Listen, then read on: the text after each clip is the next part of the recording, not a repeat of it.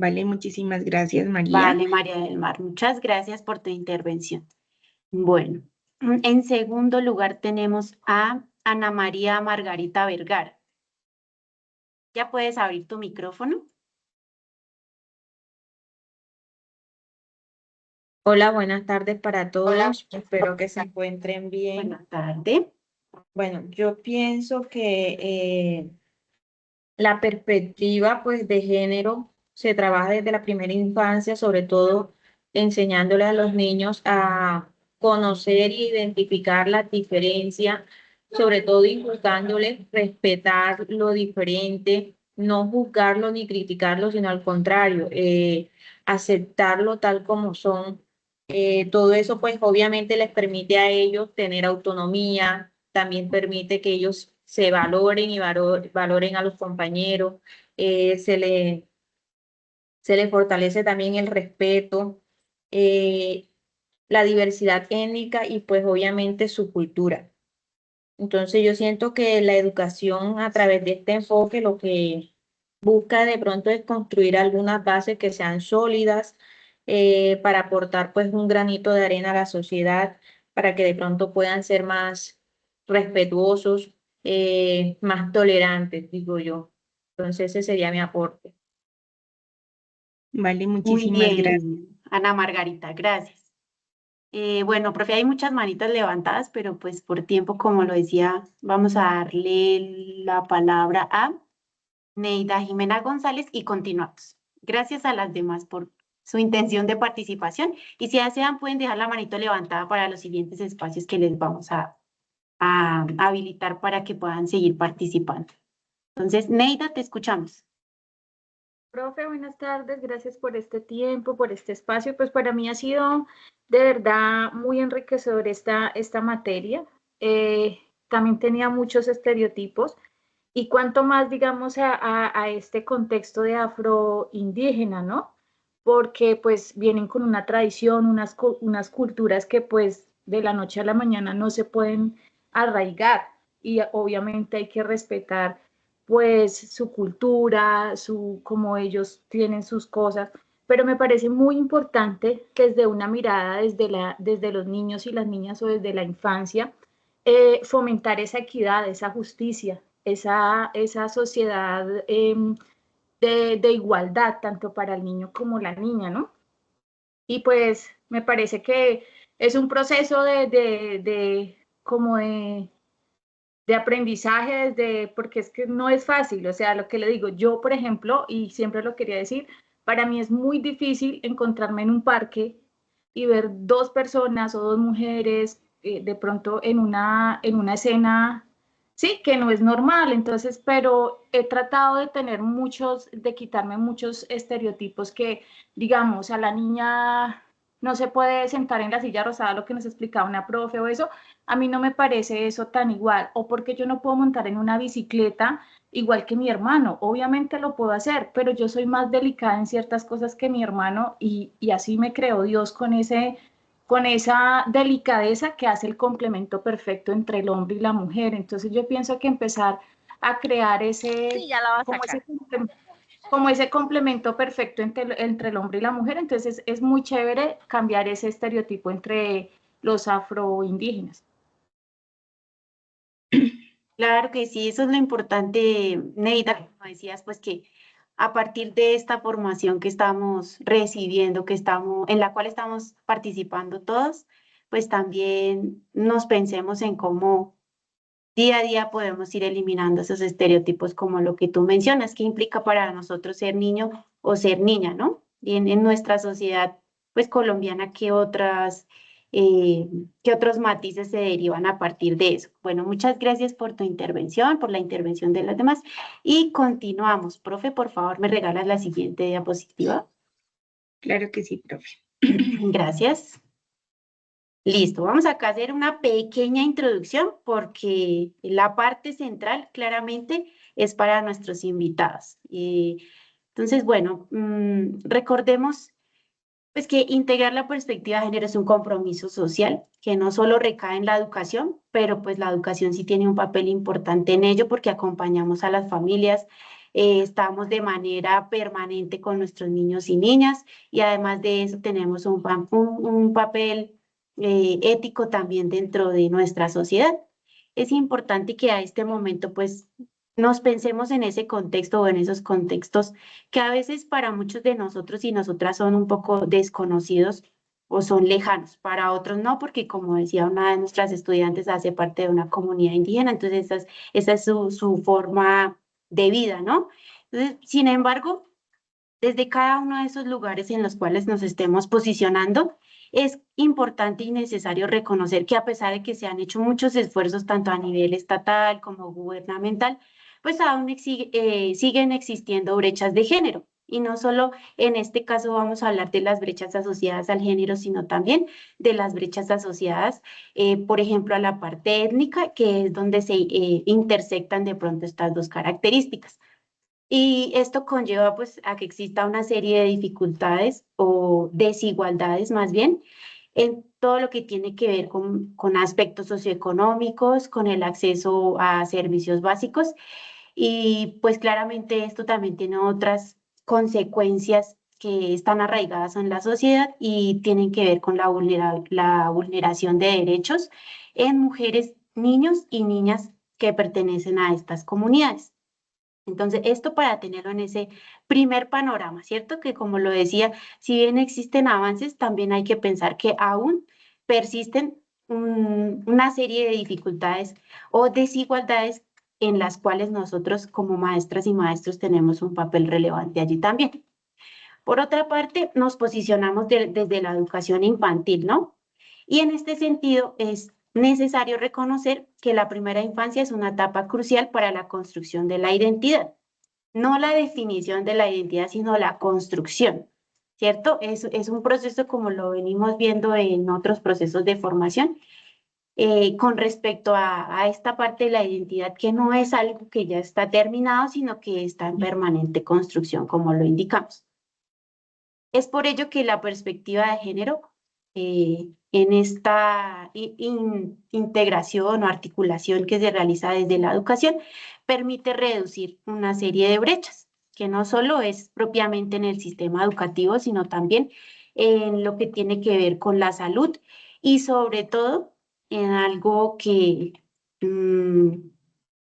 define a veces, y no debería ser así, define el hecho de que una persona pueda continuar viviendo, ¿no? Que es el panorama que vemos a diario en nuestra sociedad y tiene que ver con violencias de género, que muchas veces permean no solo el lenguaje, no solo las actitudes, sino también acciones donde una persona considera que tiene derecho sobre la vida de otra.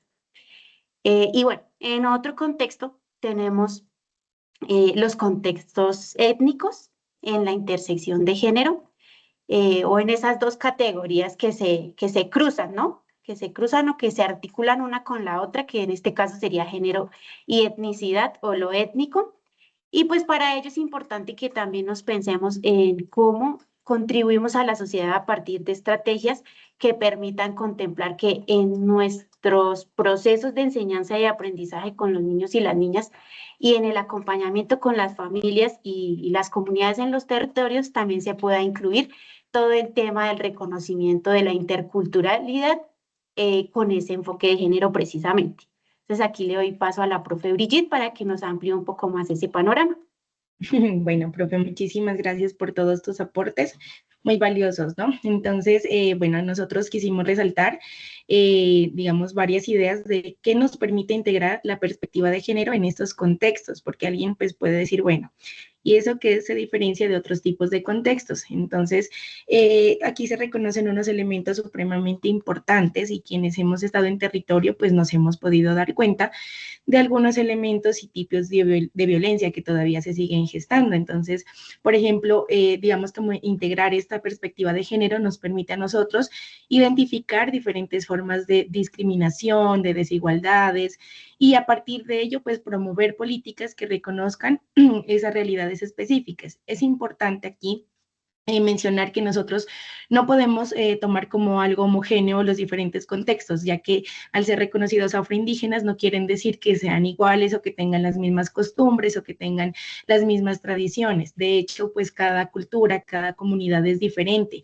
y en cada una de ellas pues se miran como todavía esas desigualdades. Nosotros hemos, digamos que podido reconocer, y las estudiantes lo decían, ¿no? Todavía está muy marcado como que estos roles, ¿no? De lo que es ser niño, según pues lo que nos han impuesto, lo que es ser niña, y también, de hecho, en estas comunidades, ¿no? Una vez nos pasó una experiencia muy significativa que a mí me marcó mucho. Nosotros teníamos que desplazarnos en lancha. Entonces, las mujeres allá, precisamente en Charco, decían en Charco y en Olaya, entonces nosotros les preguntábamos, bueno, ¿y ustedes por qué no hay ni una mujer lanchera? No hay ni una. O sea, si ustedes van y viajan, todos los lancheros son hombres. Y ellos decían, es que no, los hombres no nos dejan. Nosotros sabemos, un estudiante de hecho me decía, profe, yo me siento en toda la capacidad de ir y volver, y bueno, pero ellos no nos dejan, nos dicen que nosotros nos perderíamos, que no tenemos el sentido de orientación, que si nos llegamos a parar en la mitad del mar no podríamos solucionarlo. Entonces nosotros nos damos cuenta cómo todavía se siguen perpetuando todas estas desigualdades y que obviamente de manera implícita se siguen fomentando este tipo de violencias y roles muy, muy marcados todavía en este tipo de contextos. También, digamos que integrar la perspectiva de género nos va a permitir prevenir la reproducción de estos estereotipos, ¿no? Entonces, sabemos, y lo que ya refirió la profe Aura, que en esta etapa, pues, es importantísima para la construcción de la identidad. Entonces, aquí nosotros tomamos un rol importante en el que nosotros podemos permitir o contribuir, ¿no? A que se eviten esos patrones de discriminación, esa cultura muy machista que se encuentra muy marcada en cualquiera de las dos etnias, comunidades, perdón, que hemos mencionado, y de esta manera pues nos van a permitir seguir fomentando pues esta igualdad, ese respeto por todos los derechos, avanzar en una sociedad que sea más justa, más equitativa y más pacífica. También nos permitimos pues fortalecer la identidad de género y étnica a su vez, ¿no? Entonces permite que los niños y las niñas desde pequeños reconozcan con mucho orgullo su origen étnico, ¿no? La identidad, su cultura, sus saberes ancestrales, y que esto les permitirá no verse tampoco limitados por esos estigmas, esos roles que están impuestos desde hace muchos años. Obviamente, digamos que este tema es muy amplio, es un tema muy complejo, pero que nosotros pues podemos tomar un papel importante en el cambio que se requiere para ello. También nosotros podemos fomentar ese respeto por la convivencia y el respeto por las diferencias. Entonces, a partir de las infancias, digamos que nosotros les permitimos a los niños, ¿no? Representar o tener diferentes formas de ser, de sentir, de expresarse, y esto pues obviamente va a permitir a que se gesten unas comunidades más justas, pacíficas e incluyentes. Aquí es un tema bien importante que es dar voz y valorar a las niñas y a las cuidadoras.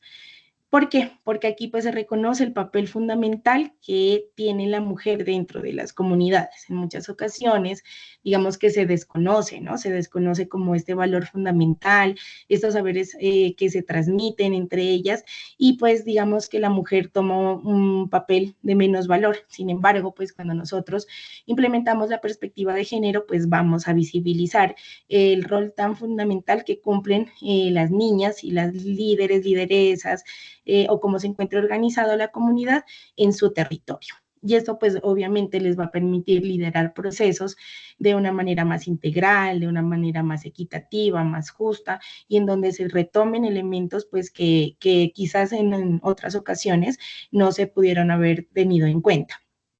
Y también aquí supremamente importante, esa transmisión de saberes con equidad. Entonces, los niños y las niñas aprenderían esos valores, esos saberes ancestrales desde este enfoque que nos va a permitir tanto, digamos, como que preservar esa cultura, pero teniendo en cuenta que ya no se van a reproducir esas desigualdades, entonces se van a fortalecer esas tradiciones, esos eventos, etcétera, etcétera, pero con una mirada obviamente más justa. Entonces, supremamente importante lo que nosotros hemos abordado desde esta perspectiva, porque nosotros hemos hablado mucho con la profe ahora y decimos, bueno, un rol importantísimo que cumplimos los agentes educativos, los agentes comunitarios, pero también es un reto, ¿no? Y aquí pues damos paso a nuestro espacio de maestros inspiradores, ¿no? Porque nosotros nos ponemos a pensar, ¿es posible trabajar la igualdad de género sin imponer una visión cultural específica? ¿Cómo encontrar este equilibrio? Entonces, con esta pregunta la vamos a dejar abierta.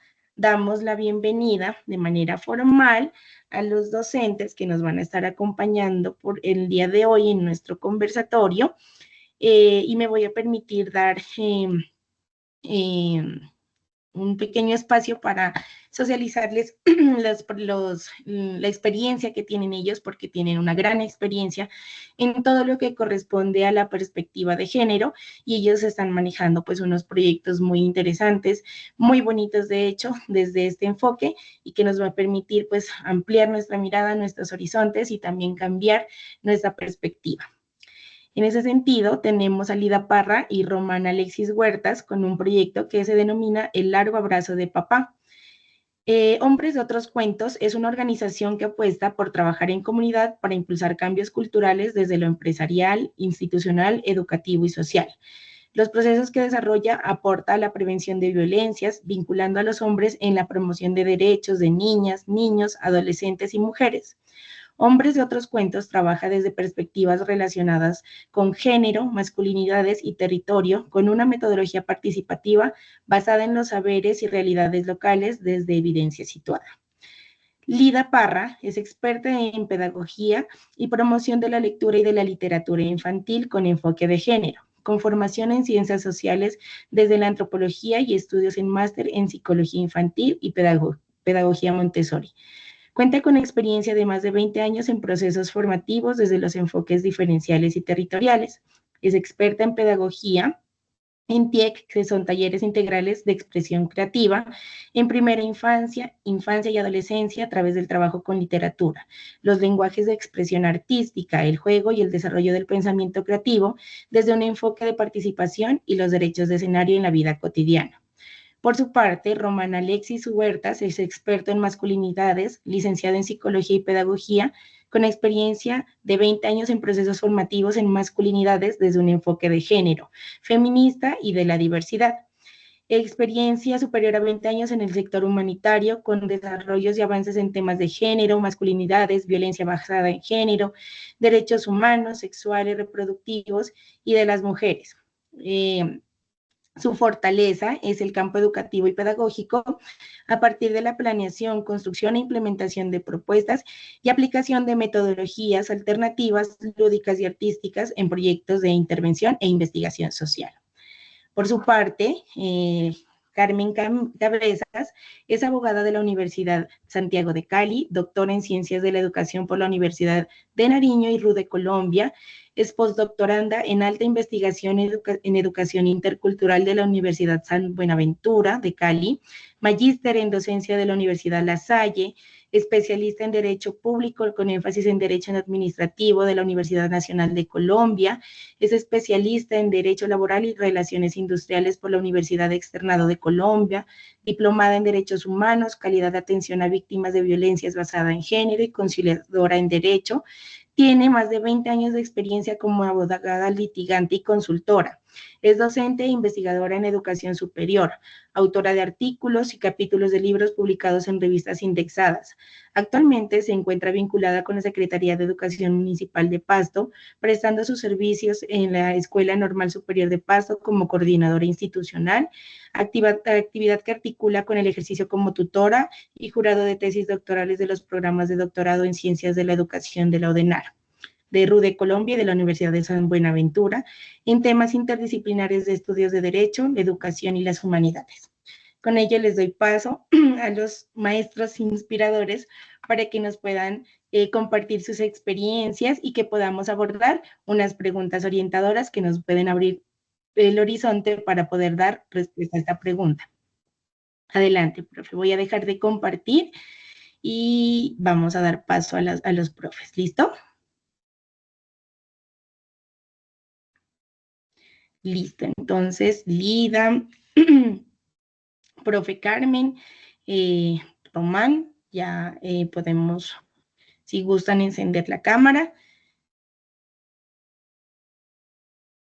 Bueno, muy buenas tardes para todos y para todas. Les ofrezco disculpas porque en este momento no dispongo la conectividad con la cámara, pero aquí estamos. Pero aquí estamos pues para compartir este escenario tan agradable, tan oportuno y tan interesante, ¿no? Agradecerle la invitación a la profesora Brigitte por tenernos en cuenta para llevar a cabo unas conversaciones horizontales en las cuales buscamos revisar, ¿no? Y posicionar, digamos, una serie de reflexiones, de articulaciones respecto a un tema que ha sido poco abordado por la academia y por las instituciones, por la política pública, y que encontramos que es un vacío, efectivamente, que tiene que ver cómo nosotros articulamos esa perspectiva de género, ese enfoque de género, o más que de género, de estudios de mujer, que es lo que está, digamos, en tendencia actualmente, para poder llegar a esos niveles de educación preescolar, ¿cierto? Donde realmente nuestros niños y niñas deben ser formados desde un imaginario, y de una vez voy manifestando, que es básicamente lo del imaginario, lo que nos mueve en esa parte. Para dar paso a mis contertulios, a los otros compañeros, profesores que me acompañan, solamente diré a la audiencia que tuvimos una experiencia pues larga, ¿no? Primero, obviamente desarrollamos una tesis doctoral en su momento, la cual tuvo una muy buena resonancia en el mundo académico, toda vez que salió de las intencionalidades y de la experiencia de la autora, en este caso yo como autora, me preocupé, me interesé por revisar estas dinámicas de las mujeres negras, yo digo mujeres negras afrodescendientes, no utilizo casi el término afrodescendientes, tengo una posición epistémica frente a ello, una distancia frente a ello, pero bueno, es la categoría que se ha asumido para manifestar cómo las mujeres negras en la educación superior, en el contexto de Pasto, deben dinamizar todos estos elementos y estos fenómenos, ¿no? Asociados, como lo decían ya, a la interseccionalidad. Entonces, son los regímenes de discriminación que lastimosamente aún, digamos que se manifiestan, obviamente, se van matizando, se van articulando, pero más de estos imaginarios de la población no negra, la población mestiza, masculina y femenina, de universidades en Pasto, tomamos Universidad de Nariño en su momento, Universidad Cooperativa, Universidad Mariana, Universidad CESMAC, que eran como las universidades de presencialidad, y analizamos estos fenómenos alrededor de unos ejes que tenían que ver con la corporalidad de las mujeres negras, las relaciones sociales de ellas con los campos estudiantiles y una categoría importante que es las capacidades intelectuales. Entonces de allí sale un ejercicio en el cual pues se hicieron unas reflexiones y unos aportes, ¿no? Y lo que quedó ahí establecido es que este tema de la gestión de la diversidad cultural, de la diversidad en la educación, es un tema irreversible. Las sociedades no van a regresar a ser homogéneas, tenemos que acentuarnos digamos, en los procesos de diversidad, superando el mestizaje colonial, ¿cierto? Son posturas decoloniales, posturas emancipatorias, posturas críticas y que buscan no solamente increpar al régimen tradicional, sino generar una serie de posturas que aporten al proyecto de nación que es el que está allí. Entonces, me alegra mucho estar esta tarde con ustedes y eso es un poco mi intervención, la manera de introducción pues para que continuemos en esta parte, en esta pregunta. No sé si luego vamos a tener oportunidad de debatirlo, pero lo que yo digo es que el hecho de que retomemos este enfoque de estudios de mujer o de género que como se ha popularizado desde la primera infancia no es, no es algo importante, es urgente, hay que hacerlo, hay que empezar a remover más que los estereotipos, más que los prejuicios, los imaginarios con los cuales son formados en este momento nuestros jóvenes y nuestras niñas para este siglo XXI que se está colocando bien, pero bien complejo. Hasta ahí dejo esa primera parte. Gracias. Listo, mi profe, muchísimas gracias por esa excelente apertura a este conversatorio. Claro que sí, vamos a debatir. Recuerden que vamos a hacer esa dinámica de estar conversando, de que ustedes tengan la posibilidad desde su experiencia, compartirnos sus conocimientos, lo que han logrado a partir de toda la experiencia que han tenido, el trabajo en campo, la investigación que han desarrollado y que pues a partir de eso pues podamos llegar a unas conclusiones y que los estudiantes pues se lleven toda esta información para seguir con ese compromiso social que era el que lo habíamos referido al inicio. Listo, profe, le doy paso a Lida y a Román para que por favor puedan activar el micrófono. No sé si están teniendo dificultades. Le voy a escribir, regálenme un segundo, por favor.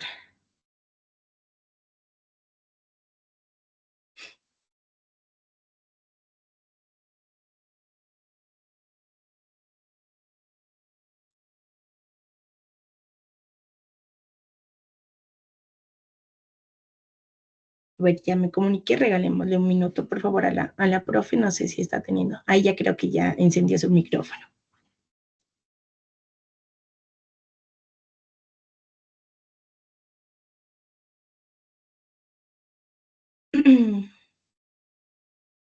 Ah, dice que se ha quedado congelada, que le regalemos un minuto que va a entrar con el celular. Listo, profe, no hay ningún problema.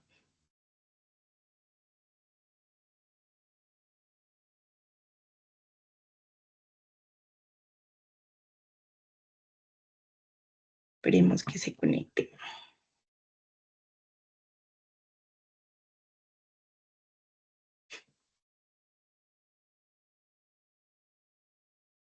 Profe, mientras nuestros otros invitados se pueden conectar, recordarle a nuestros estudiantes que si tienen alguna inquietud, alguna duda de pronto de lo que se está conversando en el espacio, pueden tomar nota de sus preguntas y al finalizar esta parte de la sesión van a tener la posibilidad de dirigirlas a los invitados y las invitadas y el invitado que nos acompaña el día de hoy.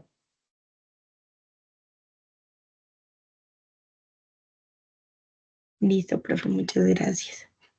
Vale, profe.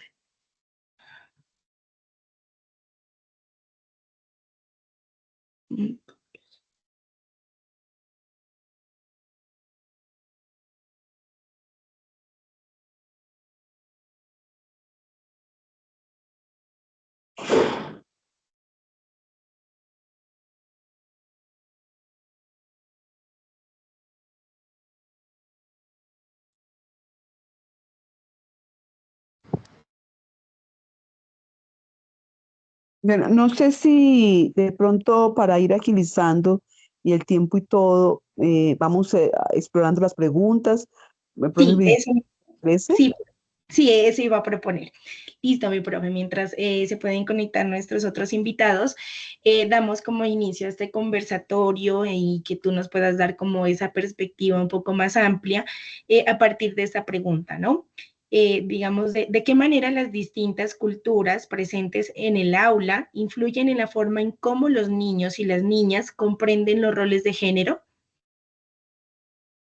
Bueno, estamos hablando entonces de este tópico, como les manifestaba en ese momento.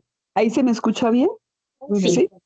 Bueno, entonces estábamos hablando de diferentes tópicos y uno de los elementos que tenemos que tener en cuenta, y me gustaría que los estudiantes lo tuvieran muy ahí como en la pista, es que antes de nosotros hablar de los contextos de aula, los contextos escolares, primero hay que revisar lo que he denominado la historicidad de los sujetos En este caso, el colectivo de la población indígena, que es un colectivo muy amplio, un colectivo que tiene muchísimas diversidades internas también, ¿no? Igual el colectivo de negro, las personas denominadas afrodescendientes. Me permito explicar un poquito la diferencia que yo mantengo o la distancia epistemológica que mantengo entre poblaciones negras y poblaciones afrodescendientes. Las poblaciones negras es el lugar de enunciación del sujeto que colonizó y que gestionó el proyecto de modernidad, pues obviamente en el proceso esclavista, ¿cierto? Y el tema de la población afrodescendiente, llamada ahora, bueno, por ejemplo, afroamericano, afrodescendiente, afrolatino, bueno, todos los prefijos, es un lugar de una enunciación política que en la realidad ha pretendido, por supuesto, generar suavizar un poquito, ¿cierto? La enunciación de una población que ha tenido que resistir diferentes formas de opresión y diferentes formas de marginalización y de exclusión. Estoy hablando de la población, en este caso específicamente la población negra, ¿cierto? Entonces, yo mantengo esa distancia porque lastimosamente toda esa enunciación política como algo de manifestar, vamos a manifestarnos políticamente correctos, que ya no se dice negro, sino que se dice afrodescendiente, porque es que no hay que tratar con mayor, digamos, suavizar el asunto. La suavidad del asunto a efecto de bálsamo, ¿cierto? Es precaria y no ha resuelto ningún problema en la realidad y en la práctica para ninguna de las poblaciones.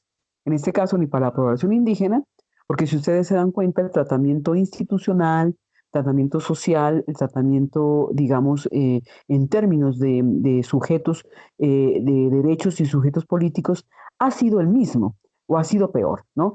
Entonces, por eso hablaba de los imaginarios, porque los imaginarios lo que hacen es edificar, digamos, una imagen y todos unos elementos asociados a esta población y que desafortunadamente no se mueven, ¿no? Como que no tienen esa dinámica. Anoche nos enteramos del robo que se dio en el Museo del Louvre, que es un museo de piezas y donde hay, digamos, bueno, piezas históricas y todo ello. Me sirvo de ese evento, ¿cierto? Internacional, para decir que ese es el tratamiento que se le ha dado a la población. Un tratamiento de pieza de museo. Entonces, estática, como si no tuviera una dinámica, una dimensión, y ahí es donde se ubica el concepto de historicidad. Pues no podemos hablar de historia de las poblaciones negras y las poblaciones, o mal llamadas afro, o la historia de la población indígena, en primer lugar porque la historia es una narración que se dio por parte de los vencedores, es decir, del colonial. Si nosotros vemos todo lo que tiene que ver con las narraciones de los archivos de Indias, ahí está toda la narrativa dada desde la versión de quién colonizó y no hay una versión, ¿cierto?, de parte de las comunidades o de los pueblos que sucumbieron a la dominación y a la opresión. Avanzando pues ya el tiempo y asumiendo procesos ya de la República, ¿cierto? Eso se da pues a nivel de finales de los años del siglo XVIII, siglo XIX. Entonces se intenta fundar una nación colombiana, en este caso la nuestra, ¿cierto? Y unas naciones en toda América Latina, y se excluye a la población negra y a la población indígena del proyecto de nación. Esa exclusión, ¿cierto?, da cuenta de una omisión histórica y hace que las narrativas, los discursos y su historia, su historicidad quede negada. Entonces, al quedar negada todo ese tipo de situaciones, desaparecen de las narrativas en el contexto escolar. Si nosotros nos damos cuenta, la historia, que es la historia, pues, que es como ciencia, como área, ¿cierto?, que es revisada en las instituciones, pues es revisada todavía con el efecto de museo. Es como cuál es la presentación de la población negra, cuál es la presentación de la población indígena. todavía siguen una presentación que es o de lo que tiene que ver con en situación de opresión, es decir, se muestra cómo se esclavizó en un momento dado a mujeres y a hombres negros, y cómo se esclavizó y cómo se asoció la esclavización a la negritud, ¿no?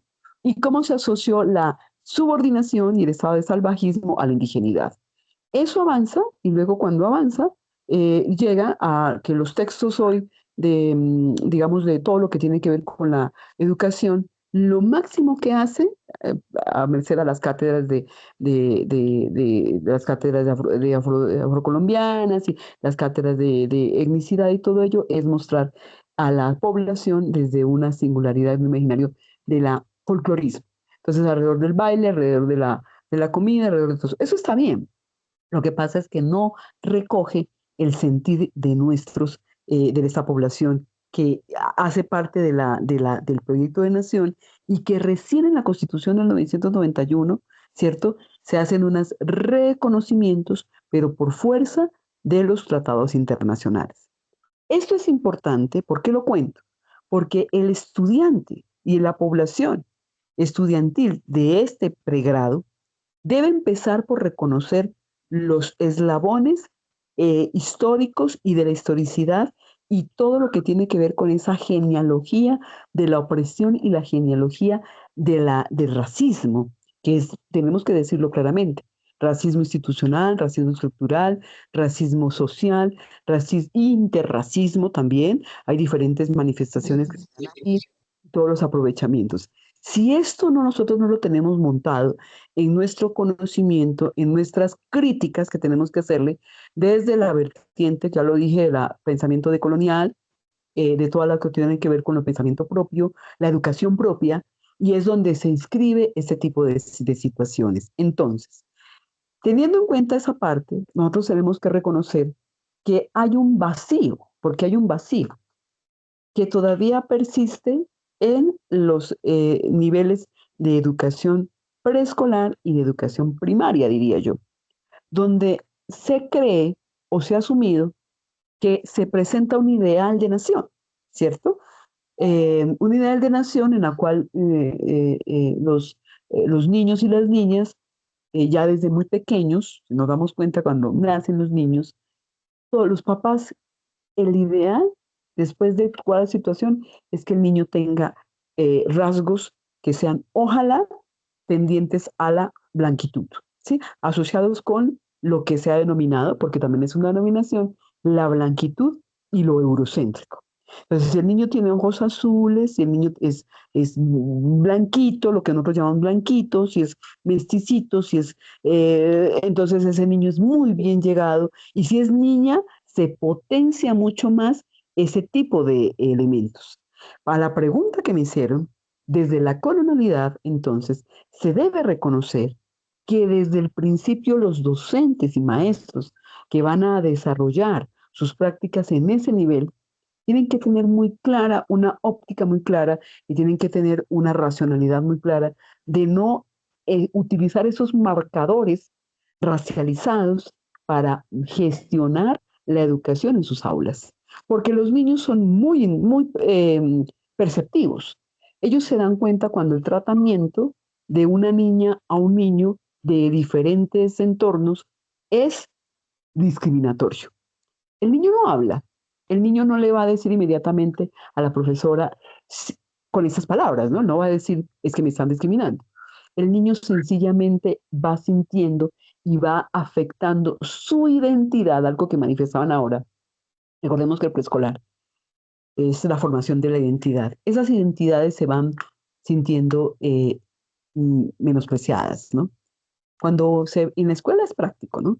Entonces la maestra o el maestro privilegia al joven o a la niña que tiene rasgos asociados a la blanquitud y a lo caucásico, el que sale a bailar, el que sale a declamar, o sea, todas las actividades representativas son generadas por lo general con estos tipos de niños que tengan estas características. Y el niño que no tiene estas características, que tiene la piel más oscura, que tiene unas facciones más asociadas a la negritud o a la indigenidad, está siendo desplazado y él lo siente. Entonces es bien importante que nuestros nuevos licenciados, nuestros nuevos docentes, ¿cierto? Yo también lo hago en la escuela normal, estoy dirigiendo o organizando lo de maestros y maestras. Y es necesario, lo veo como urgente, que efectivamente se genere por lo menos una conciencia histórica frente a estos elementos que hagan que el maestro no sea el primer agente de discriminación y de regímenes de separación y de no comprensión de la identidad. Luego, obviamente, eso se intercruza con la parte de género. Entonces, que no sea el maestro o la maestra quien aparentemente vea que a los niños les asigna unos roles, porque desde la casa se hace. Y luego la escuela, que no sea el contexto para ratificar esos roles que generalmente se dan. Entonces, como maestra, uno ve raro que las niñas, por ejemplo, empiecen a jugar fútbol, que empiecen a jugar, que hagan deportes. Entonces uno dice, pues las niñas tienen derecho a jugar deportes y si alguna dice yo quiero jugar fútbol, pues no, es que usted tiene que llevar muñecas, estar quietica, sentarse bien, tal. Si el niño se desparrama por allá y se sienta como puede, no le dicen nada. Y ahí empiezan entonces a operar todos los imaginarios que son simbólicos y que nosotros hemos alcanzado a desmontar porque nos ha faltado generar una conciencia histórica frente a estas temáticas. Entonces, conclusión se entrecruza el tema de género étnico, el tema de etnia, perdón, de pertenencia étnica, las diversidades y el tema de género. Esa es una manera como yo puedo explicar y puedo manifestarles que debe ser trabajado de una manera muy, pero muy fuerte y con una postura política y una postura epistémica. Mi propuesta en esta invitación que me han cruzado es que el docente, el futuro licenciado, tendrá que manejar una postura política y una postura epistémica centrada y situada. Esa es la realidad. Mi profe, muchísimas gracias, unos aportes muy valiosos también, que a mí pues me interesan muchísimo. Yo también cuando la escuché, ¿no? Pues como cosas que uno dice, cierto, se pone a pensar como toda esa deuda histórica que todavía existe, también, digamos, como todos estos aspectos de que si no conocemos realmente cómo sucedieron las cosas, pues seguimos perpetuando todos estos sesgos. Importantísimo lo que usted refiere de nuestro rol como docente, como futuros docentes. Yo siempre les he mencionado, nosotros tenemos un papel supremamente importante, ¿no? Hoy en día en la sociedad y es pues cambiar como toda esta perspectiva y seguir pues fomentando estas sociedades más justas. Muchísimas gracias, profe. Pues vamos a darle paso a la profe Lida y al profe Román, que ya se encuentran por aquí. Y pues mencionarles, ¿no? Que nos gustaría que nos cuenten un poco respecto de su experiencia, de lo que ustedes realizan y que podamos dar inicio al conversatorio respondiendo a la pregunta de qué manera las distintas culturas presentes en su aula influyen en la forma en cómo los niños y las niñas comprenden los roles de género. Les doy la palabra, profe Lida y Román. Vale, muy buenas tardes, muchas gracias por el espacio, un saludo a todas y a todos quienes estén al otro lado de esta pantalla. Contarles un poquito quiénes somos nosotros, nosotras. Trabajamos desde una organización que se llama Hombres de Otros Cuentos. Es una organización que tiene una perspectiva de trabajo social y desde allí, a propósito de la invitación, queremos situarnos en dos experiencias específicas que hemos venido realizando en los últimos 2 años y medio.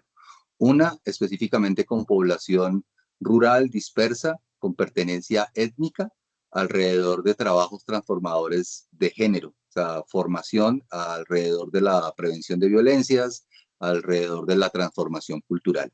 Esa escuela específicamente ha sido con personas jóvenes y personas adultas, grupos mixtos e intergeneracionales. Esa es una de las experiencias para hablar alrededor de esto del género y en perspectiva étnica. Y la otra experiencia a la que hacemos alusión es de educación formal en una escuela, en un colegio en Panamá específicamente, donde llegan chicos y chicas de diferentes nacionalidades y culturas globales. Ahí la La lectura de la diversidad no está en condiciones étnicas, sino en pertenencias del mundo globalizado. Entonces son dos experiencias desde las cuales nos remitimos para hacer esta inferencia y propiciar este diálogo a partir de las preguntas que ustedes nos hacen. Eso es lo primero. Y entremos en la primera pregunta, ¿verdad? Muy bien. Creo que lo conversábamos un poco internamente y cuando nos preguntan de qué manera las distintas culturas presentes en su aula influyen en la forma como los niños y las niñas comprenden los roles de género, bueno, desafortunadamente, bueno, tenemos más bien que partir de que existe un modelo occidentalizado y que se ha enraizado justamente en los jardines, en los espacios de primera infancia, y que en ocasiones este modelo que conocemos todos y todas uniforma e invisibiliza la diversidad. Ahí un poco en línea de lo que decía la profesora Carmen Cecilia, que nos antecedía, cabe también la contrapregunta a esta pregunta, ¿no? O sea, finalmente para poder entender cómo están las diferentes culturas presentes en el aula, hay que empezar a preguntarnos cómo se recibe la presencia de diferentes culturas en el aula, ¿sí? Y desde allí, pues recogemos y estamos en sintonía con todo lo que expresaba finalmente la profesora Carmen. La diversidad presente en el aula solo va a tener valor en la medida en que tenga un lugar de presencia distinta. Y esa presencia distinta que puede tener la diversidad cultural en el aula no es por estar allí, sino por tener un lugar. Y ese lugar es el que finalmente nos tendría que interpelar a la hora de responder esta pregunta. ¿Cómo podemos entender que hay una valoración equitativa del saber de otras culturas sobre los mismos saberes y contenidos que estamos impartiendo en el aula? Porque es allí donde finalmente el maestro y la maestra tendríamos que entrar en complejidad, ¿sí? Tenemos desde una estructura occidentalizada, androcéntrica, de contenidos en la escuela, que nos lleva a colocar desde allí nuestras narrativas y nuestros procesos de aprendizaje, pero cuando abrimos el espacio en equidad, en igualdad, alrededor de otras culturas, muchos de estos contenidos son interpelados desde otras cosmovisiones, desde otras miradas del mundo. Y allí la posibilidad de poder generar condiciones de influencia, o sea, que ese otro saber que no es occidentalizado, europeo, desde las lógicas del desarrollo, ¿cómo podemos darle garantía para que ese otro saber, que puede ser de connotación étnica o afro, tenga el mismo peso dentro del proceso de aprendizaje? ¿Sí? Entonces, a partir de esa inferencia, empezamos a mirar cómo, pues finalmente, el que tenga cabida o no la influencia de otra cultura en el aula, pues va a depender mucho de cómo se media el conocimiento. Todavía para mí, creo que para nosotros... ¿Cómo se valora también los saberes propios? De ahí, de alguna manera, pues finalmente, todavía la interpelación no llega al sistema educativo, sino que todavía queda en la potestad y en la sensibilidad del docente, de la docente, de quien está al frente del grupo, ¿sí? La arquitectura institucional de la educación todavía no nos permite concebir esa diferencia porque todavía tenemos un pensamiento colonizado en la misma lógica que la educación lo presenta, tal cual como la profesora Cecilia lo radicaba, lo mostraba. Para nosotros aquí en este momento, poder pensar en otra forma también empieza a contrarrestar lo que pensamos de la educación, incluso del imaginario que podemos tener o de la imagen que podemos tener de lo que es un niño y una niña en una cultura occidental y en otras culturas. Entonces, desde allí partiríamos para empezar la conversación de cómo se forman esas culturas. Yo dejaría algo allí también, y es que pensar que igual sí tenemos algunos enunciados, tenemos algunas orientaciones en el país frente a este tema. Sin embargo, existen vacíos y existe también una brecha o un distanciamiento de cómo se pone en la realidad y cómo se pone ahí en el día. Ahí lo damos. Ahí lo dejamos, sí, continuemos ahí para seguir provocando. Sí, sigamos en esta conversación que se ha puesto tan interesante desde diferentes posturas, pero pues obviamente que nos llevan como a esta misma lógica, ¿no? Y es o sea, y vuelvo y resalto, como del rol tan importante que tenemos nosotros como docentes, desde quitarnos como todos estos prejuicios, estos estereotipos, y lo que dice usted, Román, me causó bastante curiosidad, ¿no? Y es como yo también, o sea, bueno, pueda que exista la presencia de diferentes culturas en el aula, pero cómo yo las recibo, cómo yo las percibo y cómo yo hago que estas tengan ese valor dentro del aula, ¿no? Entonces, para nuestros estudiantes, es supremamente importante que ellos vayan reconociendo todos estos roles que nosotros también jugamos, digamos, como que en esa construcción de esas identidades, de esas nuevas, digamos que generaciones, llamémoslo así, en función de crear, digamos, estos contextos y estas culturas un poco más incluyentes, más equitativos, con una cultura de paz realmente que se dé, ¿no? No como desde esta política que si bien existe, pues obviamente nosotros miramos que existen muchísimos vacíos.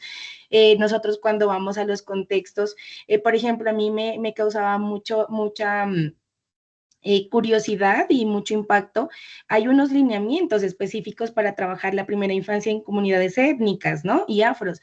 Y realmente los profes allá no tienen conocimiento de esos lineamientos, o sea, ellos van, imparten sus saberes occidentales, no tienen en cuenta como todas estos lineamientos. Entonces yo digo, bueno, también en la formación existen unos grandes vacíos que es importante, ¿no? Parar y decir, bueno, ¿qué es lo que está fallando y qué es lo que estamos, digamos, atendiendo de manera adecuada y qué no? Entonces, pues muy interesante todo lo que nos han compartido ustedes. A mí me parece pues, supremamente importante tanto lo de la profe Carmen como lo que ustedes nos comparten. Ya teniendo como base lo que ya hemos referido. Profe, Entonces, perdóname. Es que quisiera perdón. también como que a partir de lo que nos han compartido los profes, reflexionar un poco en también cómo nuestra cultura como docentes dialoga con las culturas de nuestros niños y sus familias. Creo que eso también es importante y pues bueno, muy interesante. Continuamos, profe, con la siguiente pregunta. Ya, precisamente vamos a eso, ¿no? Ya como en una parte un poco más práctica, sabemos que ustedes tienen como toda esta experiencia docente. Nos gustaría saber, pues, como que qué estrategias ustedes utilizan, hacen uso para trabajar la equidad de género desde una visión cultural específica, digamos, como teniendo o respetando estos saberes y estas tradiciones que vienen desde la familia, ¿no? Porque pues cuando el niño en su primera infancia, pues sabemos que el primer ente es la familia y luego pasa al colegio, pues y muchas veces hay como esos choques. Entonces sí nos gustaría saber cómo desde su experiencia, qué estrategias específicamente ustedes implementan para poder como que atender a esta perspectiva de género, pero pues respetando como que estos saberes culturales.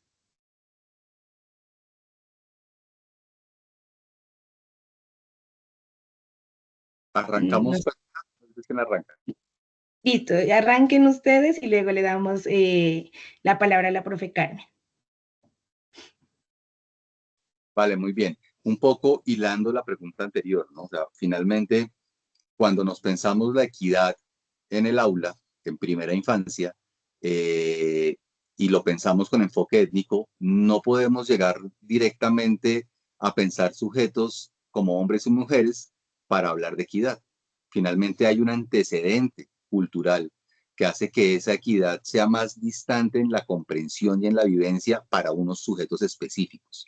Y es allí donde las comunidades afro y las poblaciones con pertenencia étnica están mucho más distantes, tienen una brecha mucho más amplia para poder sentir esa sensación de equidad y de igualdad. Entonces, ¿por qué es importante esto alrededor de las estrategias?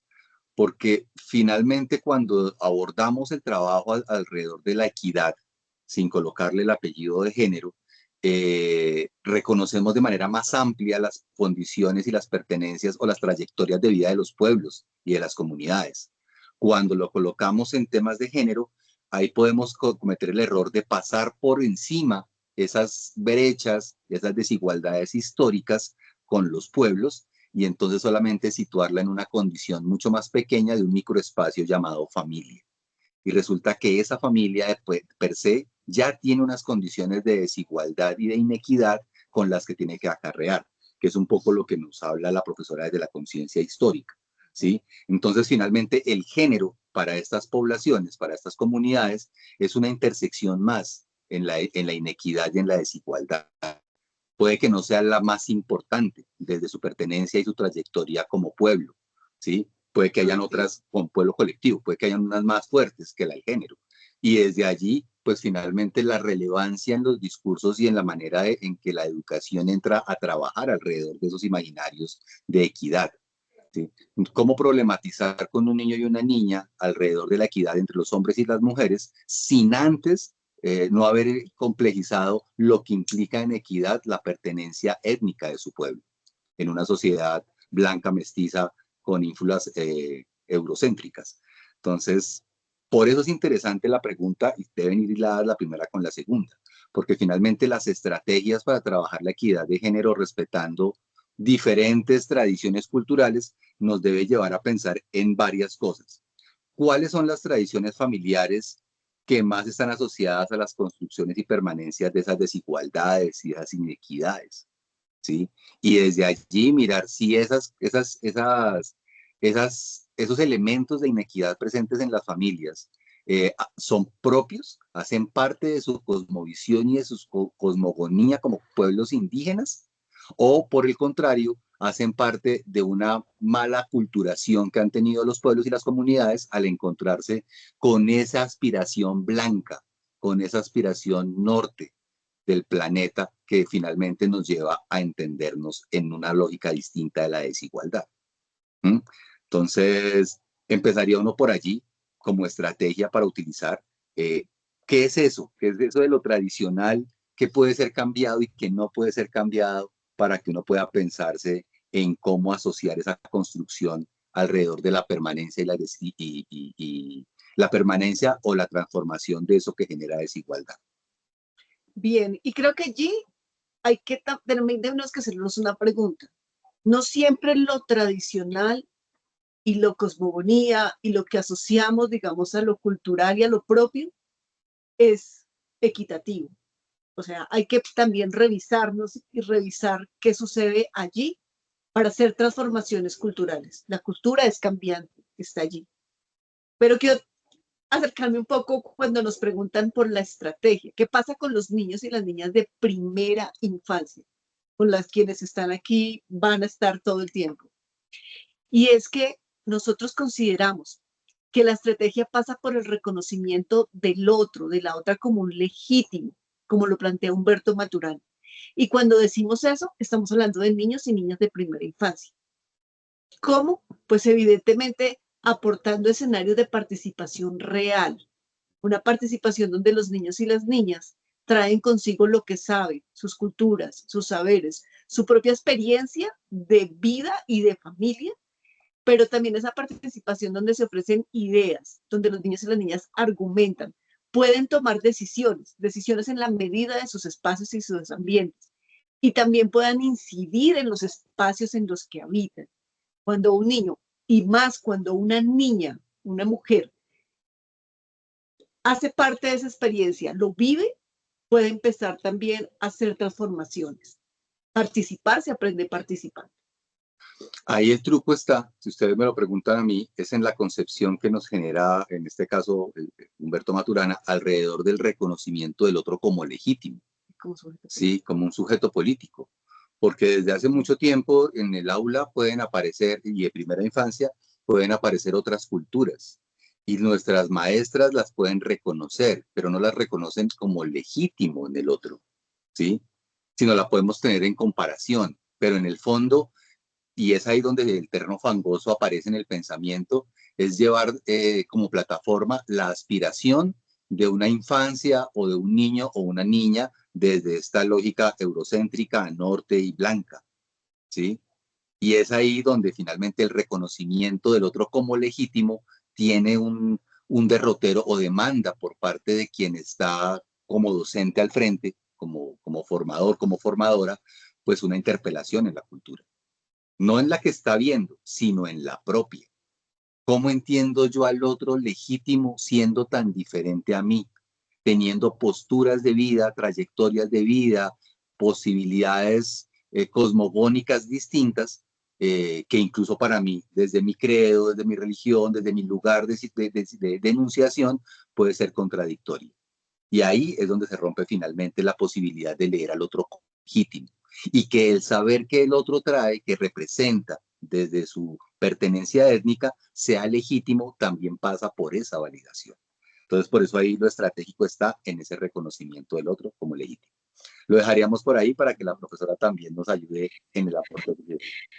Para que la profe nos complemente. Listo, profe Carmen, entonces le damos la palabra para que nos pueda referir lo que usted considera respecto a esta pregunta.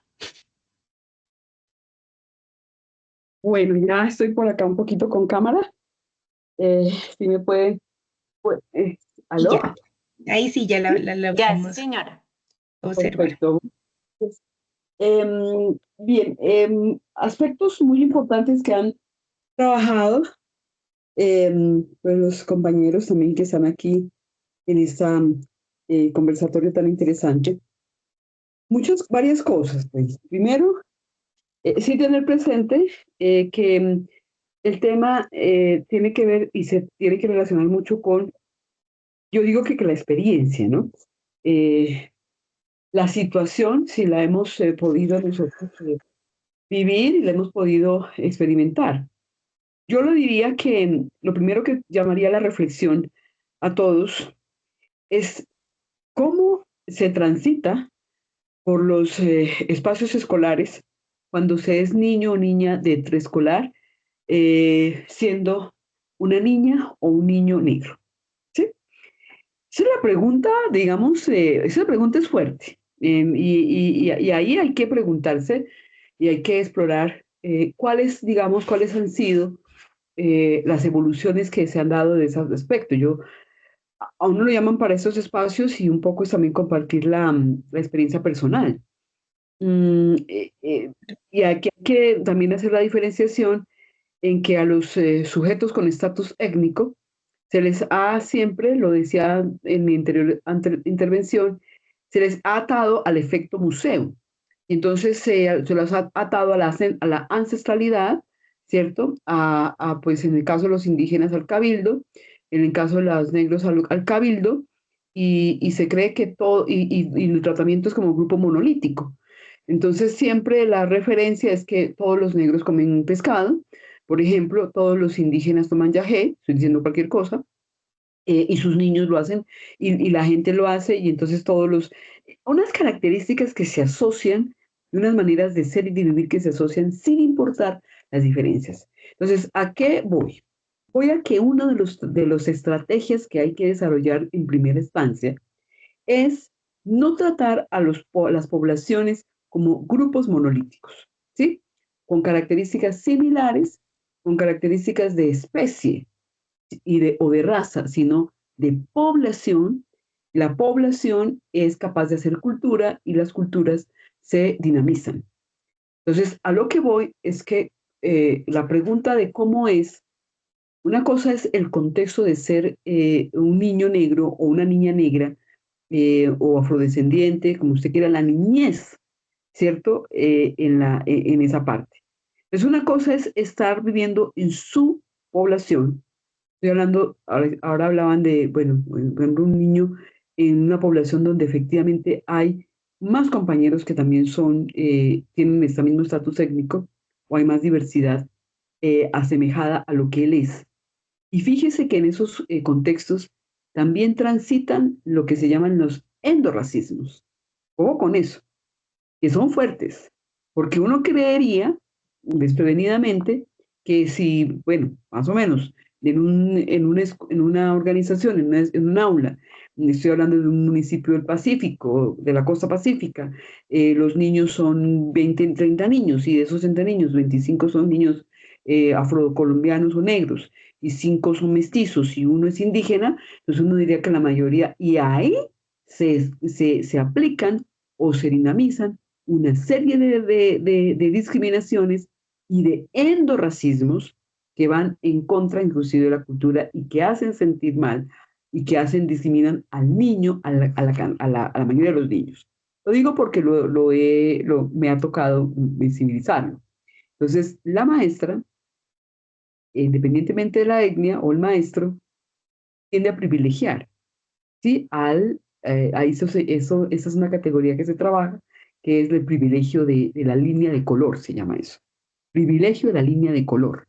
Entonces, el niño, que se asemeja más a los estándares eurocéntricos asociados a la blanquitud, tiene un mejor tratamiento en la escuela que la mayoría de los niños. O sea, que no es por números, no es por si hay o no hay, sino el tratamiento que se da.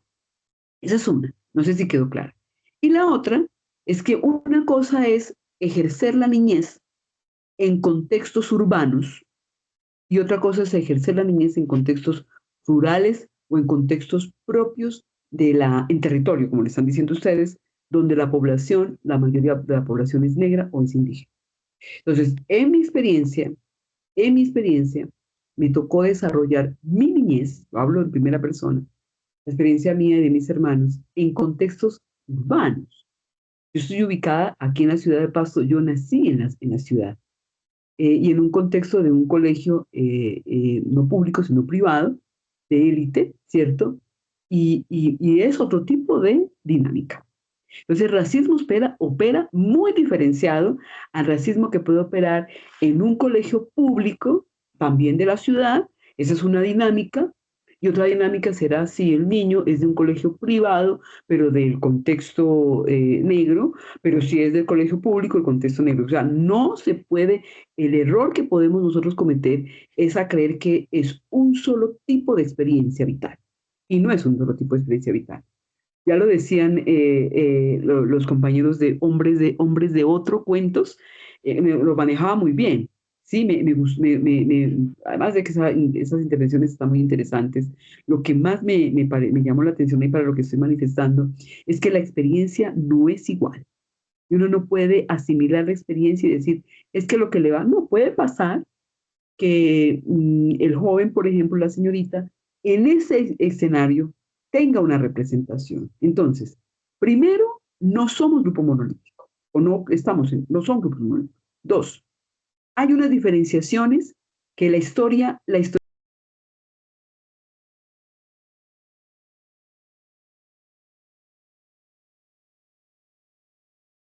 a la parte urbana de las ciudades y es otro tipo de configuración de la diversidad. Entonces, a mí, por ejemplo, en estos últimos tiempos me estaba interesando, además de las diversidades, obviamente, en territorio, las diversidades que suceden, por ejemplo, tomemos una ciudad como Cali. Pues la diversidad en Cali tiene unas estrategias muy diferentes. Y si uno habla de Cali, Cali tiene una capa gruesa de clase media negra que tiene un tratamiento diferenciado por su ascenso socioeconómico y cultural que hace que la experiencia de sus hijos, que tienen 5 años en este momento, sea muy diferente a la experiencia del niño de Agua Blanca. Y no es la misma. Y entonces estamos hablando del niño que en este momento vive por ascendencia en Pasto y entonces tiene una situación socioeconómica y puede ingresar a los colegios de élite y allí su experiencia de racismo va a ser diferenciada al niño que entra a un colegio público de nuestra ciudad y entonces la cosa es diferente. Entonces, para mí, una de las estrategias para irlo manifestando es la capacidad que tenga la escuela para generar una política cultural de valoración, no de respeto. Del respeto estamos hasta aquí del respeto. El respeto ya está manido. Y yo respeto. El respeto es nominal. El respeto es formal. El respeto realmente ya tenemos que superar, ¿sí? Porque no ha habido respeto realmente. No ha habido respeto. Lo que tiene que haber, además del respeto y más de la valoración, es efectivamente la significación y la representación del otro y del mismo, mismo sujeto, ¿cierto? Desde lo que él ve y de lo que él en la práctica dinamiza cómo se dan las situaciones. Entonces, una de las posibilidades es que haya mucha más representación. Si el niño no ve, el niño negro el niño indígena, el niño extranjero, no ve la representación en su escuela, es muy complejo que pueda realmente tener unos referentes. Entonces, primero es una política, una cultura de la valoración y una cultura de la legitimación. Me gustó mucho lo que manifestó el compañero, pero más que la legitimación, que también es un lugar muy importante, es asumirlo al otro como un actor válido y como un actor epistémico, que su conocimiento, que su saber, que su voz, que su palabra es igual de válida que la de cualquier niño o cualquier niña en la escuela. Y eso sirve para género y para etnia. Y sobre todo que el niño vea que hoy el 70% de lo que nosotros, de lo que nos educa está en lo visual. El 70%. Entonces, si el niño o la niña de estas características, de este estatus, no ve la representación y no ve el ascenso en las diferentes esferas de la sociedad, se invalida como sujeto. Dice, yo veo a mi mamá y a mi papá que son negros, pero yo no veo más. Yo en el colegio no veo que hay uno, que hay dos. A mí me tocó en los años 70, finales de los 70, en colegio de élite, éramos tres personas, tres estudiantes negros, claramente. Era yo, que era la menor, era mi bachillerato, mis dos hermanos, y no miraba más. Entonces, mire cómo se gestiona en esa parte. Entonces uno diría, ¿cómo se gestionó la diversidad? Pues fuerte porque no había ningún tipo de referente. Y usted tiene que viajar en la escuela con que todo lo asociado a la negritud es negativo. ¿Y asociado con qué? Asociado con las representaciones culturales que están dadas por las series, por las telenovelas. En la telenovela, uno iba para las telenovelas y lo que miraba era que la población negra, femenina, por ejemplo, era representada en los roles de servicio doméstico. Era representada en los roles de prostitución. Los hombres eran representados en los roles de tal. Viene ese avance y hoy creo que todavía no hemos estudiado suficientemente cómo abordar. Entonces, si la niña ve representado en los medios de comunicación, en su escuela, personas que también tengan su estatus, va a validarse como sujeto y los demás automáticamente validan. Les voy a colocar un ejemplo que puede ser personal, o sea, lo digo porque es personal, puede ser muy yo, pero es personal. Entonces, en ese caso, yo trabajo en la Escuela Normal Superior de Pasto. Entonces, digamos que tengo un rol directivo, soy coordinadora. Entonces veo que hay unos niños que están, los de preescolar, entonces ya teníamos unas actividades nosotros, voy a contar la anécdota completa, tenemos unas actividades de aniversario. Entonces, con actividades de aniversario venían unas infografías, unas piezas comunicativas para dar cuenta de, bueno, un evento ahí puntual de la Virgen. Vamos a tomar unas fotos a los niños de preescolar para unas foticos que tenían que ir para toda la comunidad, consagración a la Virgen. Entonces, yo siempre ando con esta inquietud de la representación, esa es la estrategia que yo creo que es importante. Entonces, yo manifesté, como yo era la organizadora general del aniversario de este año, entonces alguien me llamó y me dijo, mire, lo que pasa es que vamos a tomar las fotos de los niños, digo, tendrán cuidado, que por favor siempre haya representación de un niño negro, que por favor una niña, un niño negro, un niño indígena, siempre en las fotos, siempre tiene que haber. Yo siempre me preocupo de que en las piezas comunicativas estén presentes, ¿sí? Haya esa visibilidad. Alguien me dijo, no, lo que pasa es que, coordinadora, qué pena, pero es que no hay. ¿Que no hay niños negros aquí? ¿Qué hacemos? En preescolar no hay. Entonces yo le dije, lo que pasa es que acabo de venir de preescolar, porque me toqué dar vueltas allá por lo del programa de formación. Acabo de ver, en sala tal hay una niña negra, se llama María Antonella, y otro niño, ta. Y entonces, como hay una cierta influencia institucional. O sea, si lo dice otra persona, pues probablemente no le hacen caso. Pero entonces lo digo yo, ¿no? Entonces, que bueno, de todas maneras estaba al frente de la organización del aniversario, salió y les puedo mandar la foto que salió con la niña negra y salió un niño negro y eso a mí me pareció lo máximo para dar presencia y una estrategia clara y directa para mandar el mensaje de que bien organizadita la guaguita, obviamente, y la felicidad de la comunidad y la gente. Esa pieza comunicativa se va para el mundo, porque la montan pues en todos estos, en YouTube, la montan en YouTube, en transmisiones, y se distribuyó. Esa es la manera como la niña dice, a mí me buscaron para la foto. Yo estuve para la foto, yo salí en la foto, yo estuve allí, yo también hago parte. Esos son, como estamos en un mundo de comunicaciones, esas son las comunicaciones. Es en lo que rueda, en lo que circula por la cultura, donde debe haber presencia y debe haber esa valoración. Entonces, mire que cuando nos quedamos en el respeto, así nosotros la respetamos a la niña, pero no la hacen parte de nada, no lo ubican en un lugar. Entonces, no solamente es el discurso, y todo lo que nosotros dinamizamos, sino las acciones políticas que ejercemos en la escuela. ¿Cómo vamos generando una conciencia? A todo el que cogió la pieza, le queda claro que hay una inclusión que no es nominal, sino que es en una representación clara y específica. Y yo sé que su familia, la familia de la niña, pueda que no dijeron nada, pero su alma, algo se recompuso en su alma. El soul es muy importante para la población negra, porque recordemos que lo único que no pudieron esclavizar fue el alma de la población negra. Por eso es tan importante el jazz, el soul.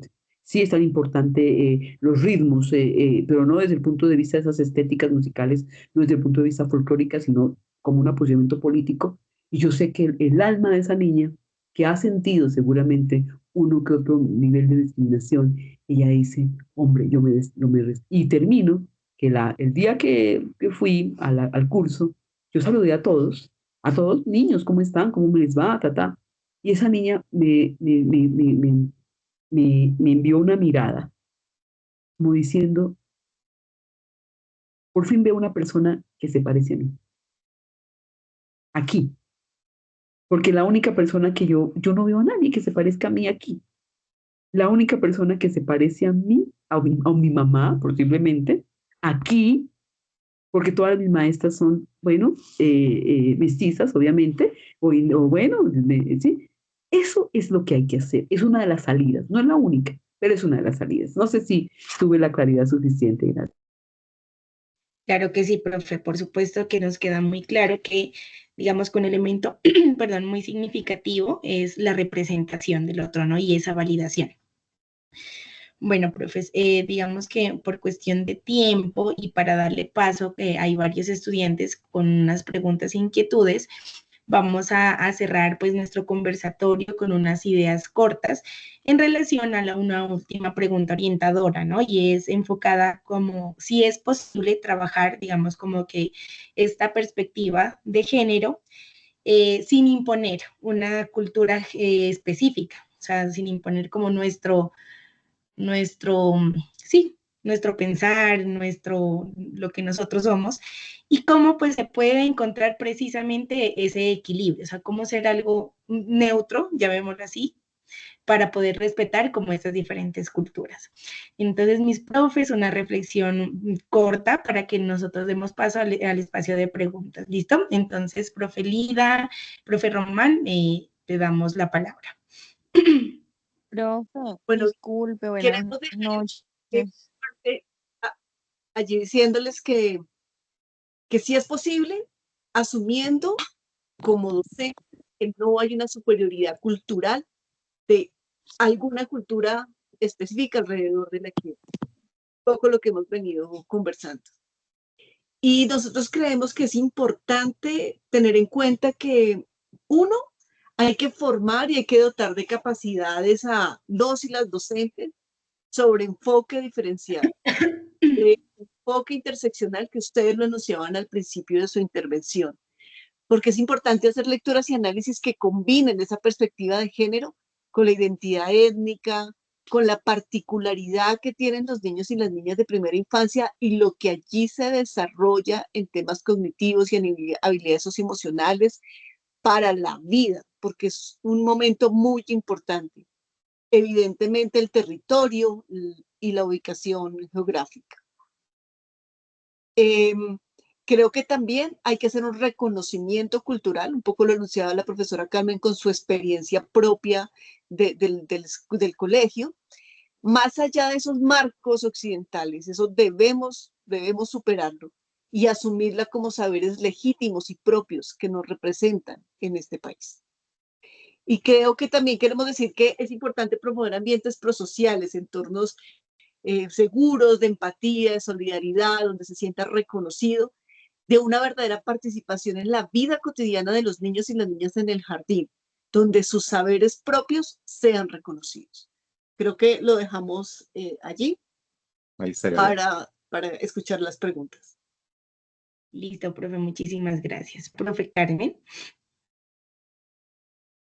No, yo por el tiempo y por todo, y creo que intervine suficiente, creo que vamos a las preguntas de los estudiantes, que seguramente están muy interesantes. Ok, listo, mi profe, muchísimas gracias.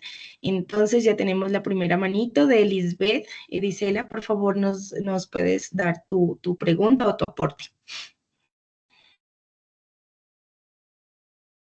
Muy buenas noches para todos, ¿sí me escuchan? Sí.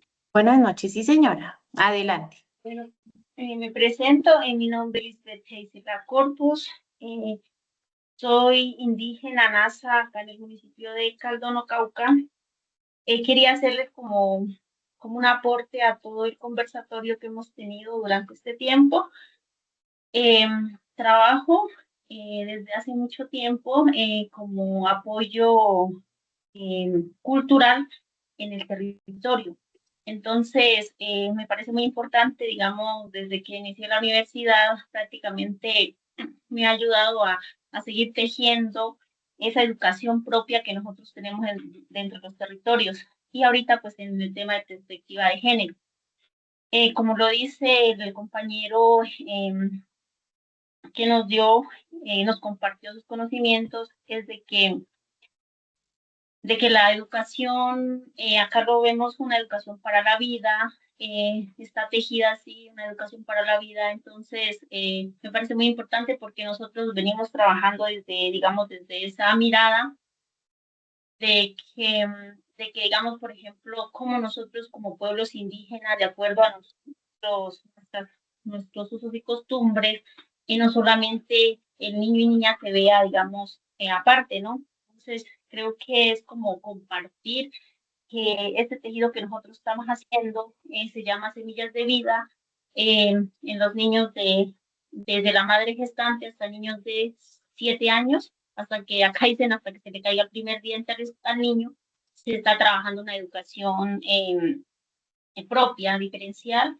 que incluye, digamos, todo esto en perspectiva de género, que a partir del respeto, digamos, todo el tema cultural lleva, digamos, unos pasos desde el cuidado, de cómo nos tenemos que cuidar las niñas y los niños, no solamente las niñas y los niños, sino que habla de una unidad familiar en donde no se distingue, digamos, que el niño tiene que ser así, vestirse de este color.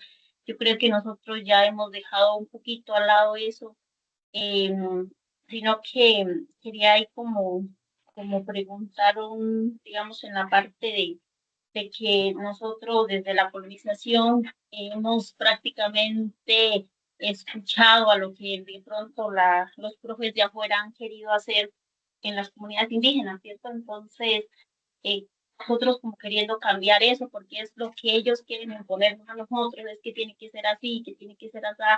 Entonces, nosotros, pues, de acuerdo a la investigación, de acuerdo a las vivencias de nuestros abuelos, desde los antepasados, cómo la mujer tenía importancia, digamos, una importancia en la comunidad, de esa fuerza, el tema de ser guerrera, de ser todo eso, y no solamente la mujer, sino que el hombre. Entonces, eso se perdió cuando llegaron a imponernos otras cosas de otra cultura, a decir es que tiene que ser así. Entonces, me parece muy chévere digamos, estos encuentros en donde a uno lo potencialicen todo el conocimiento que digamos que uno tiene entre los territorios y quiere seguir conservando la cultura y también aprendiendo de otras culturas. Era como eso que quería compartir.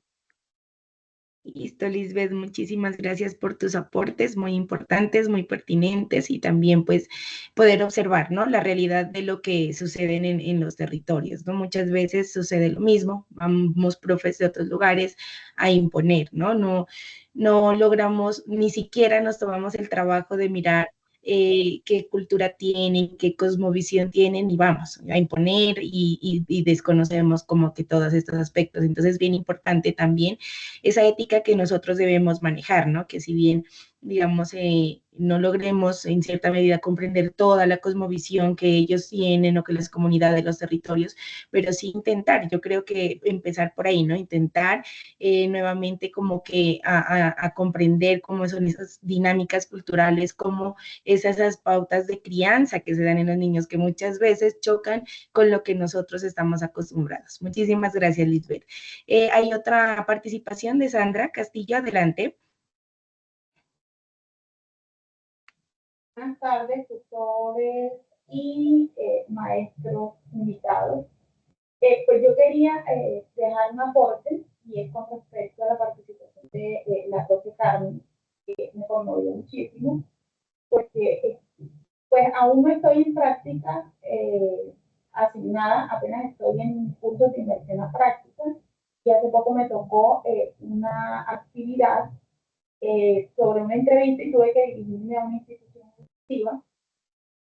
Y lo que ella mencionaba ahorita con el tema de los niños afro o que tienen cualidades o particularidades distintas y entre sus pares a veces ni siquiera coinciden con alguien igual y lo importante que es a veces visibilizar las capacidades de los demás sin prejuicios y sin estereotipos, ¿no? Me conmovió muchísimo de pronto cómo la profe conectó con la niña, a partir de cómo la niña, de pronto sin palabra alguna, pero solo con un gesto, conectó con ella o se identificó de alguna manera. Yo siento que de pronto esa es nuestra labor como docentes, ayudar a minimizar los estereotipos, ayudar a que desde la primera infancia se forme la libre identidad, que ayudemos también a prevenir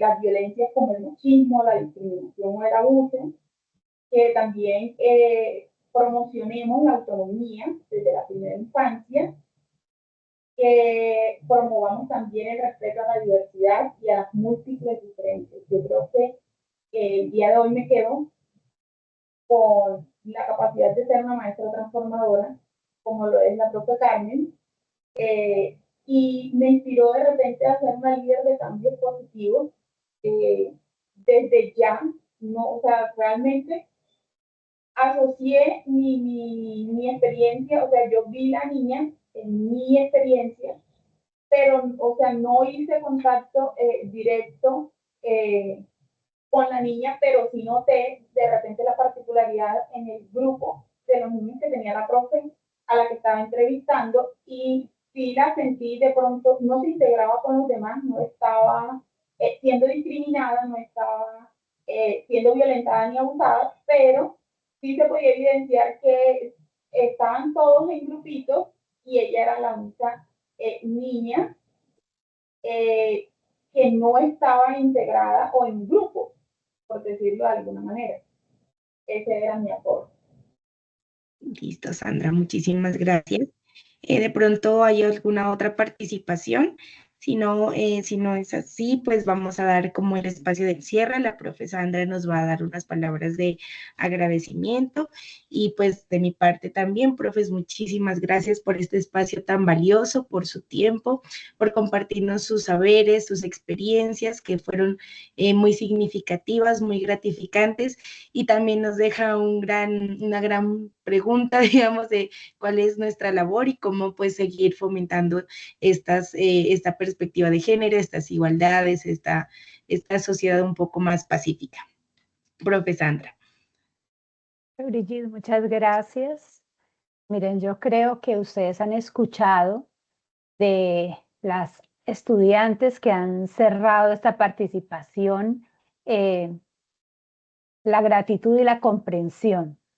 Creo que en sus expresiones evidencia como discursos diferentes. Creo que la doctora Carmen Cecilia nos dio una mirada pues muy profunda, muy académica, que yo seguía con mucha atención y decía, qué maravilla que unos estudiantes de pregrado, de licenciatura, puedan acercarse a este nivel discursivo.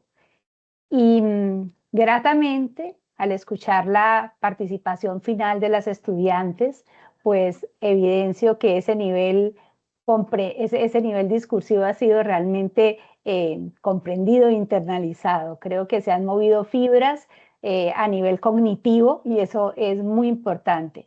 Profe Carmen Cecilia, muchísimas gracias por el tiempo que dedicó, por el rigor con que hizo su ejercicio, por compartirnos de sí. Este curso fue pensado para eso. Es el único curso de educación infantil en perspectiva de género que hay en el país. Hoy han estado con nosotros más de 300 estudiantes. El curso tiene 2.300 estudiantes, así que en breve pues esto será escuchado por quienes pues no pueden sacar el tiempo para estar aquí hoy.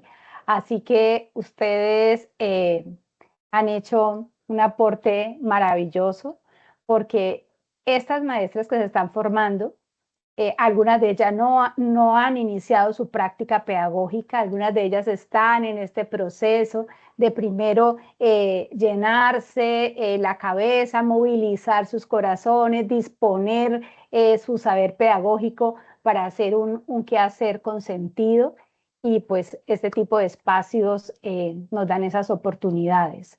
A Lida y a Román, qué decirles, es que qué dúo tan perfecto, ¿no? Gracias por inspirar. Creo que ustedes con su experiencia, con la forma como transmiten, yo creo que las estudiantes y los estudiantes aquí presentes ya tienen muchos insumos para el desarrollo de la fase 4, cuando van a tener que llevar todo este tipo de saberes que están construyendo a movilizaciones prácticas, a crear, a soñar. Nosotros tenemos este curso pensado tal vez como un banco de experiencia. Seguramente las 2.300 no serán perfectas, pero de los 2.300 diseños que salgan de este curso, muchos seguramente serán rescatables y queremos ponerlo al servicio de los maestros de educación inicial de nuestra universidad y de todas las instituciones para que puedan pues, pensar otras formas de compartir su saber y sobre todo de favorecer procesos de aprendizaje y desarrollo infantil inclusivos, que piensen en la persona, que piensen en el territorio, que piensen en la comunidad y que piensen en lo que significa ser niño y niña en los diferentes contextos, oportunidades, porque esto no se trata de pensar en la niñez en colectivo, sino se trata de pensar la vida de cada uno y cada una de cada uno de los niños con los que compartimos. Asumimos este curso en primer lugar como un espacio de transformación, porque estamos absolutamente seguros que de nada sirve saber mucho si yo no he sido el primero en repensar mis imaginarios. Hoy acabamos de, gracias a esa participación que hace la profe Carmen Cecilia, nosotros en el curso hemos hablado y hablado de estereotipos, de prejuicios, de sesgos de género. Ya he tomado nota muy juiciosa para empezar a pensar el tema de los imaginarios y ya en la segunda versión de curso que tendremos para el 2026-1, integrar esos elementos. Nada, muchas gracias, de verdad, muchas gracias por el tiempo que han compartido con nosotros, en la seguridad, que esto que han hecho ustedes hoy con un grupo de 300 estudiantes, en breve tendremos más de 2.000 personas que se han servido de este saber y seguramente en próximas versiones del curso los estudiantes seguiremos aprendiendo.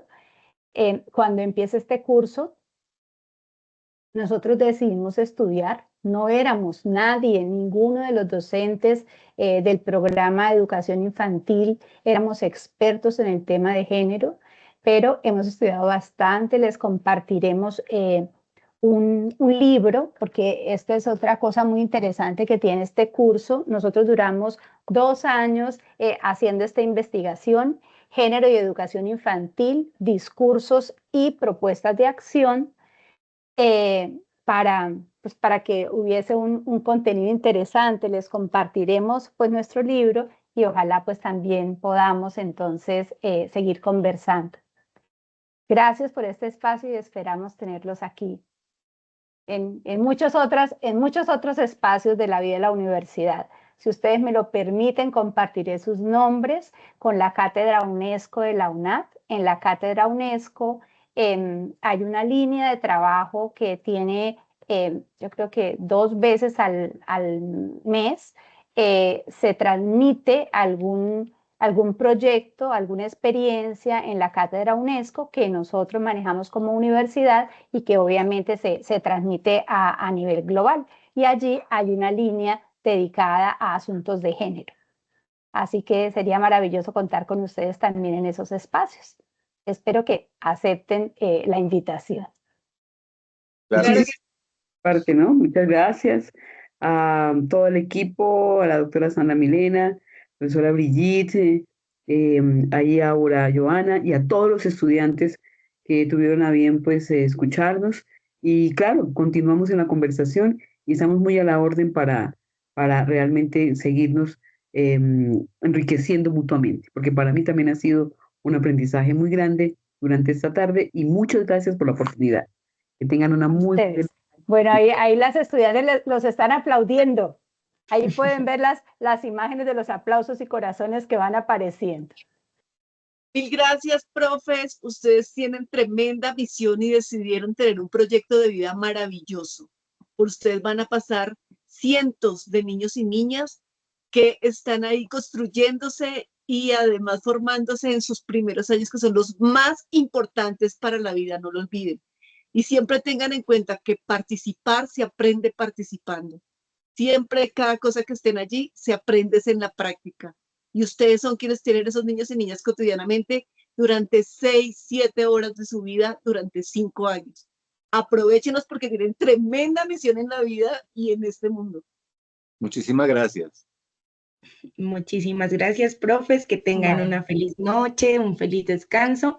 Muchísimas gracias a todos los estudiantes también que estuvieron acompañándonos en este espacio y nos vemos en un próximo encuentro. Muchísimas gracias, tutores y todos. Feliz noche. Que estén bien. Hasta luego. Gracias. Gracias.